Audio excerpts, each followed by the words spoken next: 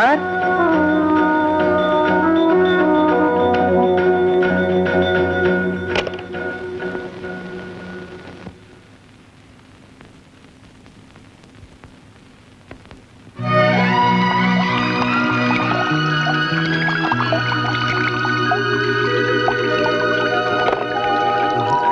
ஐயோ ஐயோ, எவ்வளவு பெரிய தப்பு பண்ணிட்டேன். பாத்ரூம்ல பாடிக்கிட்டே குளிக்க கூடாதா?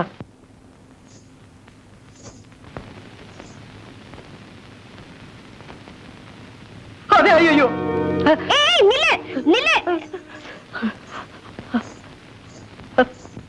ஏன் பயப்படுற? இல்லையே. ரோட்ல அடிபட்டு அனாதையா கிடந்த உன்னை நான் தான் கார்ல தூக்கி போட்டு கொண்டாந்தேன். நன்றிங்க. டாக்டர் வரவழைச்சு காயத்துக்கு மருந்து போட்டு குணப்படுத்தி வச்சேன். ரொம்ப நன்றிங்க. நன்றிய சுகத்தை பார்த்து சொன்ன எப்படி என் முகத்தை பார்த்து சொல்றது? பார்க்க முடியலையே. ஏன் அவ்வளவு அசிங்கமாவா இருக்கேன்? சரியா பார்க்காம அப்படியெல்லாம் சொல்லலாமா? முதல்ல நீங்க அந்த டவலை எடுத்துட்டேன். நான் அப்படி சொல்லல. டவலை எடுத்துட்டு புடவையை கட்டிட்டு வாங்கன்னு சொல்ல வந்தேன். என்ன புடவையே இல்லையா? கடையே இருக்கு. ஆனா என்ன பார்த்து புடவை கட்டிட்டு வர சொன்ன முத ஆம்பளையே நீதாயா?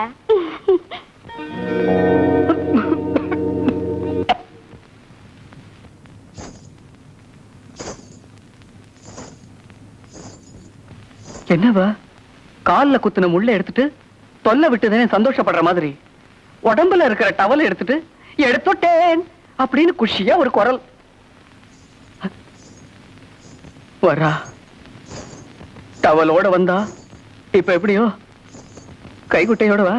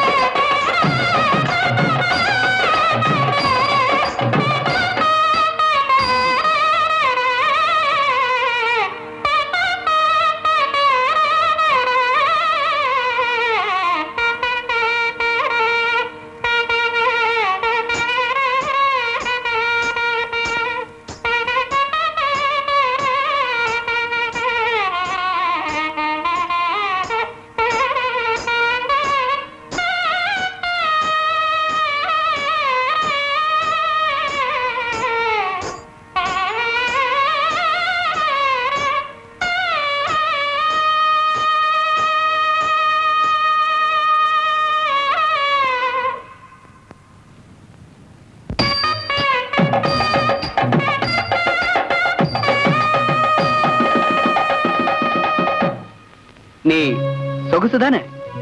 ஆமா, சித்தோடு கிராமம் சீனாதானாவோட வப்பாட்டி மக சொகுசுதா. என்ன ஞாபகம் இருக்கா? ஞாபகம் இருந்ததுனாலதான் ஒன்ன தூக்கிட்டு வந்தேன். ரோட்ல அடிபட்டு கிடக்குறவங்க எல்லாம் கொண்டு வந்தா இந்த பங்களா தாங்காது. சித்தோடு கிராமமே உன் அழக பத்தி எப்பவும் பேசிக்கிட்டு இருக்கும். தள தளன்னு இருந்த நீ ஏன் இப்படி தளர்ந்து போயிட்ட? சீனாதானா செத்த உடனே எங்களால அந்த ஊர்ல இருக்க முடியல. எங்க பேர்ல இருந்த சொத்தையெல்லாம் வித்துட்டு நானும் அம்மாவும் இங்க வந்துட்டோம். இங்க சோவண்ணா நாவண்ணா மாவண்ணான்னு மந்த மந்தையா கூட்டம். அம்மாவால சமாளிக்க முடியல. நானும் சந்தைக்கு வந்துட்டேன்.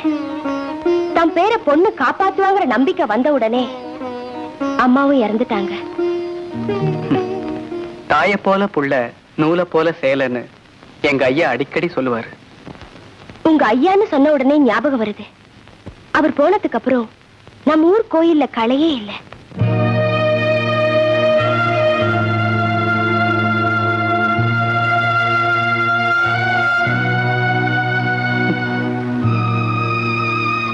சாகும்போது கூட நீ அவர் பக்கத்துல இல்லையாமே. தயவு செய்து அதையெல்லாம் ஞாபகப்படுத்தாத. நான் பழசெல்லாம் மறந்துட்டு ஒரு யந்திரமா வாழ்ந்துகிட்டு இருக்கேன். நான் வரேன். நில்லு. நம்ம ஊர்க்காரன் நல்லவன். நான் சொல்றபடியெல்லாம் நீ நடந்துக்குவேங்கிற நம்பிக்கையில தான் உன்னை என் வீட்டுக்கு கூட்டிட்டு வந்தேன். என்ன என்ன செய்ய சொல்ற? சொல்றேன், வரியா? ம். கூச்சப்படாம வா.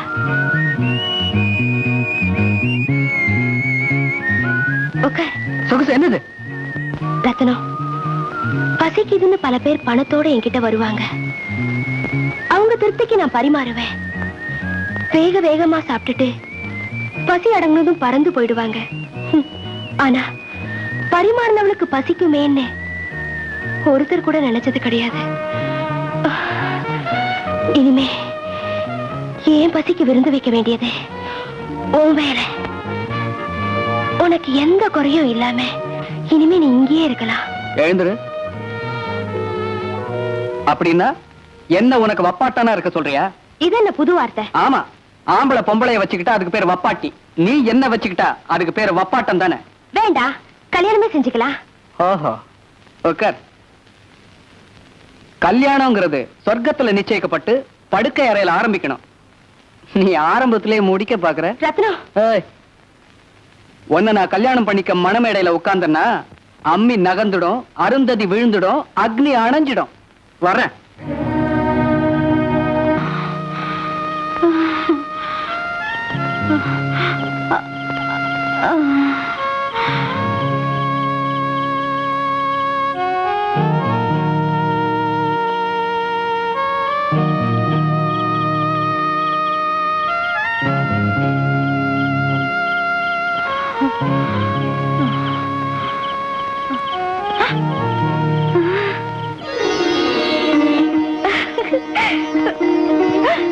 ஐயோ, உன்னை நான் எங்கெல்லாம் தேடுறதையா? ஐயோ,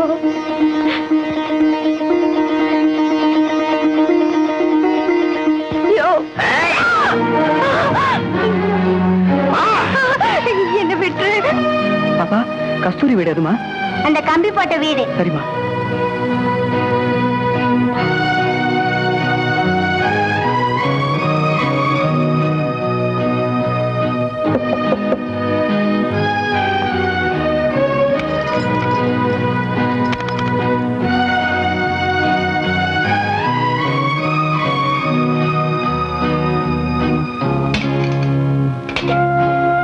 ஏமா, கஸ்தூரி வீடு தானே?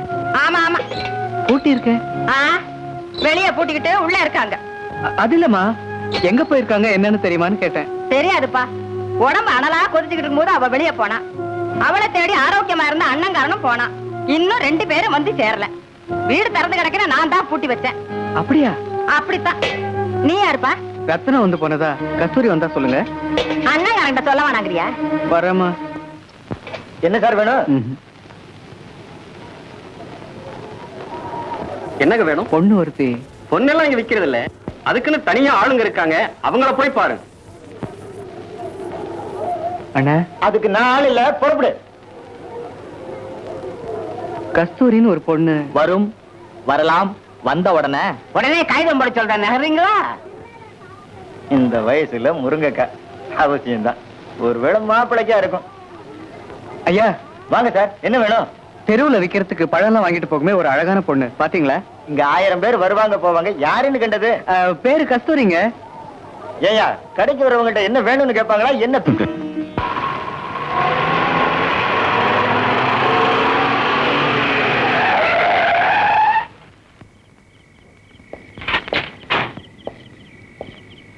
வாங்க.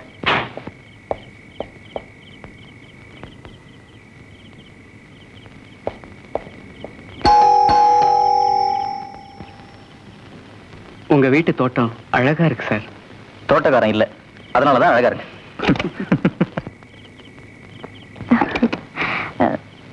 ரொம்ப நேரம் காக்க வச்சுட்டேல்ல.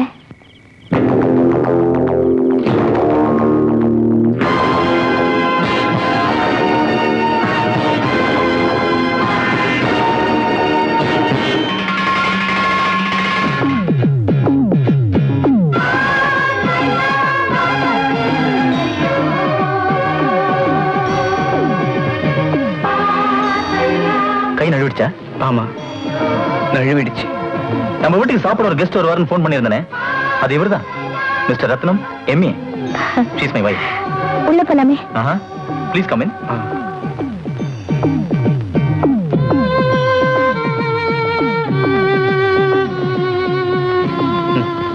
Falls leaf.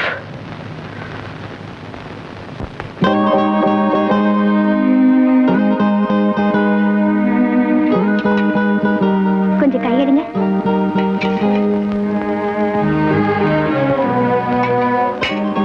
கூச்சப்படாம சாப்பிடுங்க. நீங்க எத்தனை படம் பார்த்த? 2. இவருடைய பொழுதுபோக்கே வீடியோல படம் பார்க்கறதா. ஒரு நாளைக்கு 4-5 படம் கூட பார்த்துருவா. ஓஹோ, நிறைய சினிமா பாப்பியா? பாப்பேன். ஒரு நாளைக்கு 3 படம் கூட பாப்பேன். ஏழைகளுக்கு பொழுதுபோக்கே சினிமா தாயா. நம்மளால செய்ய முடியாததெல்லாம் சினிமால காட்டுறாங்க. பார்த்தா சந்தோஷமா இருக்கு, படுத்தா தூக்கம் வருது.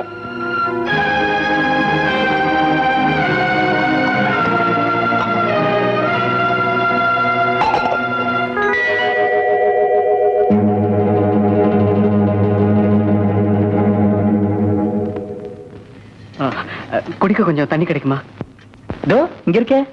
ஆமா, நான் பார்த்த 2 படத்துல எனக்கு பிடிச்சது மாஜி காதலி. ஏன்? ஒரு பையனும் பொண்ணும் காதலிக்கிறாங்க. பொண்ணோட அண்ணனுக்கு இந்த காதல் பிடிக்கல. அதனால 2 பேரையும் பிரிச்சு பொண்ணை இன்னொருத்தனுக்கு கல்யாணம் பண்ணி வச்சிடுறான். அவளும் அவனோட குடும்பம் நடத்திட்டு இருக்கா. ஒரு நாள் அந்த வீட்டுக்கு அவனோட காதலனே வந்துடுறான். தண்ணி குடிங்க. Very good.